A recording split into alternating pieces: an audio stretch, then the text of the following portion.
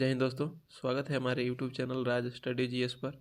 इस 5000 प्लस श्रृंखलाओं में आज तीसरा दिन है।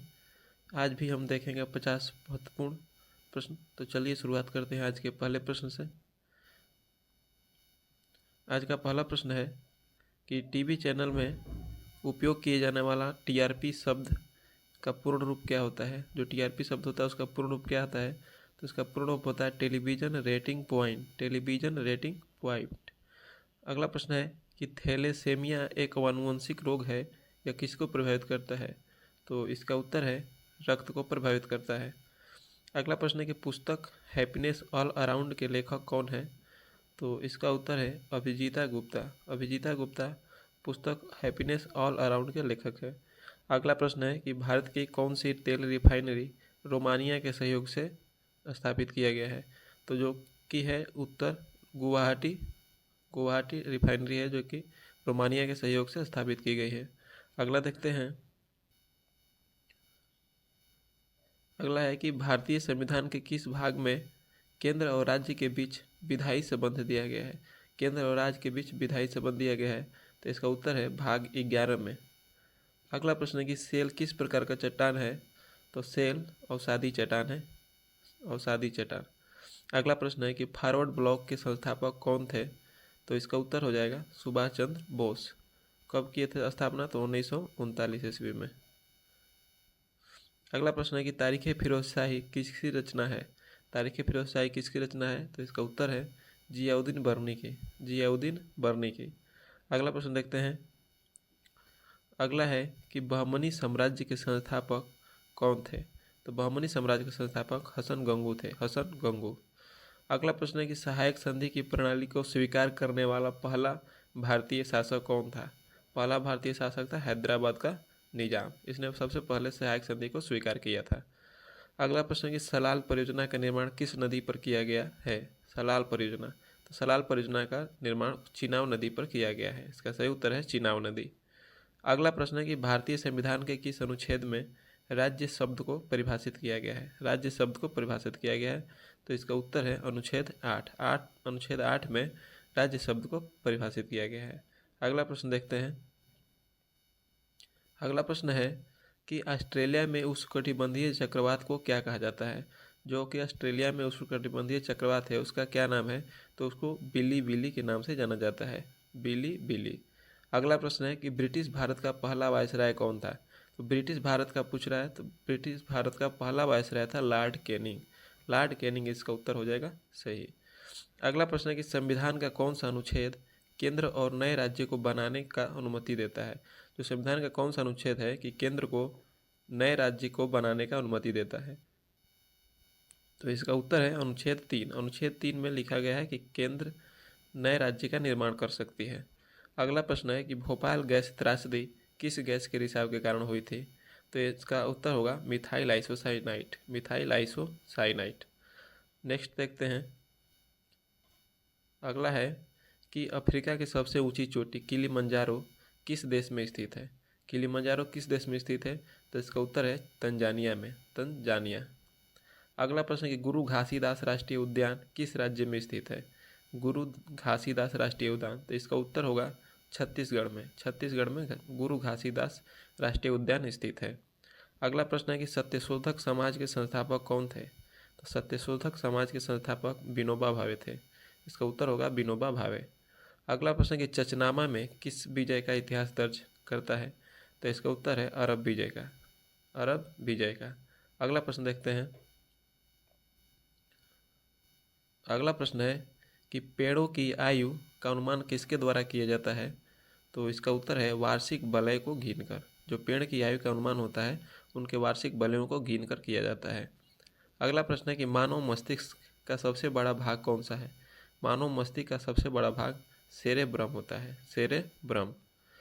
अगला प्रश्न है कि भारतीय राष्ट्रीय कांग्रेस के 3 बार अध्यक्ष कौन बने थे, तो इसका उत्तर है दादा भाई नौरोजी 3 बार अध्यक्ष बने थे। अगला प्रश्न है कि किस महाद्वीप से कर्क रेखा और मकर रेखा दोनों गुजरता है, तो इसका उत्तर है अफ्रीका से कर्क रेखा और मकर रेखा दोनों गुजरता है। अगला देखते हैं। अगला प्रश्न है कि भारतीय चाय बोर्ड का मुख्यालय कहाँ है। भारतीय चाय बोर्ड का मुख्यालय कहाँ है, तो इसका उत्तर है कोलकाता में। कोलकाता में भारतीय चाय बोर्ड का मुख्यालय स्थित है। अगला प्रश्न है कि भारतमाला परियोजना भारत में कौन सा इंफ्रास्ट्रक्चर से संबंधित है, तो इसका उत्तर है सड़क इंफ्रास्ट्रक्चर से।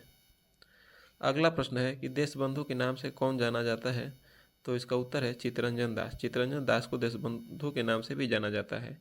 अगला प्रश्न है कि चेन मेंग किस प्रतियोगिता के खिलाड़ी हैं। चेन मेंग, तो इसका उत्तर है table tennis. Table tennis Chen Meng. अगला प्रश्न देखते हैं। अगला प्रश्न है कि सप्त क्रांति की अवधारणा किसके द्वारा प्रतिपादित किया गया था। सप्त क्रांति की अवधारणा, तो इसका उत्तर है राम मनोहर लोहिया के द्वारा सप्त क्रांति की अवधारणा प्रतिपादित किया गया था। अगला प्रश्न है कि भारत का सक्रिय ज्वालामुखी कौन सा है।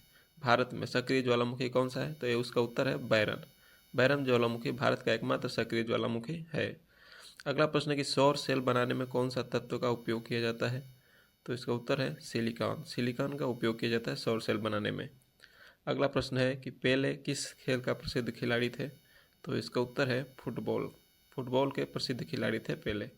अगला प्रश्न देखते हैं। अगला प्रश्न है कि अशोक का नाम किस अभिलेख में अशोक मिलता है। किस अभिलेख में अशोक मिलता है, तो इसका उत्तर है मास्की अभिलेख में। मास्की अभिलेख में अशोक का नाम अशोक मिलता है। अगला प्रश्न है कि पंजाब के किस शहर को पहले रामदासपुर के नाम से जाना जाता था, तो इसका उत्तर है अमृतसर। अमृतसर को पहले रामदासपुर के नाम से जाना जाता था, जो कि नाम बदल उसका अमृतसर कर दिया गया।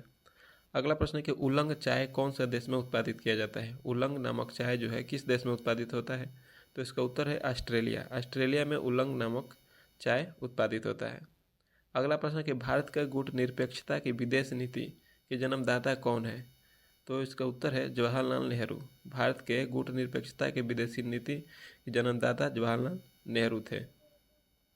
अगला देखते हैं। अगला प्रश्न है कि तंबाकू के पत्तियों से निकलने वाला रसायन कौन सा है, तो इसका उत्तर है निकोटीन। तंबाकू जो से पत्तियों से जो होता है निकोटीन नाम का रसायन निकलता है। और कॉफ़ी से कैफीन, कॉफ़ी से निकलता है कैफीन, इसको भी याद कर लीजिए कैफीन। अगला प्रश्न है कि नॉन स्टिक कुकिंग बर्तन पर किसकी परत चढ़ाई जाती है, तो इसका उत्तर है टेफ्लॉन। टेफ्लॉन की परत चढ़ाई जाती है।